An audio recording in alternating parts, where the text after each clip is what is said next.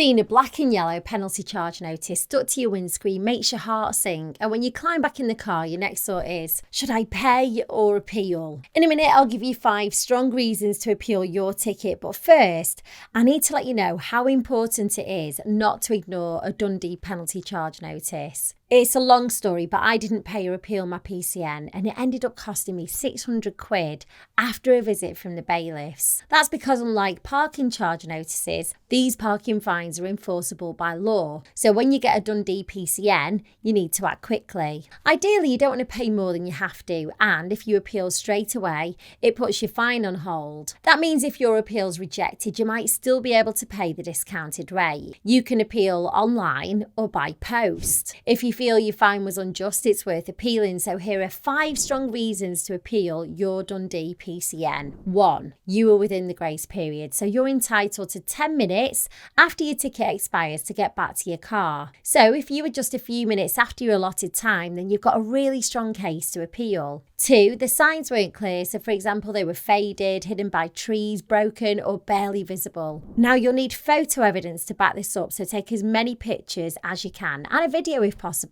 3. You're unable to get back to your vehicle. Now this could be a medical emergency or something just as serious. Again, you'll need to be able to prove it. 4. You couldn't get back in time because you've got mobility issues. If you're disabled, pregnant or have a very young baby, the Equality Act says that you must be treated with understanding. And 5, you were parked correctly and an error was made on their part. Now you've probably already got the hint by now, but the more you can prove, the better. It gives your appeal against your Dundee PCN a better chance. If you do send your appeal off and you're waiting by the letterbox for your reply, it can take up to 56 days, which feels like forever. If your appeal is rejected, then you'll get a notice of rejection and you'll be asked to pay the parking fine in full. But if you're adamant that the Dundee PCN has been issued incorrectly, then you can escalate it to the tribunals.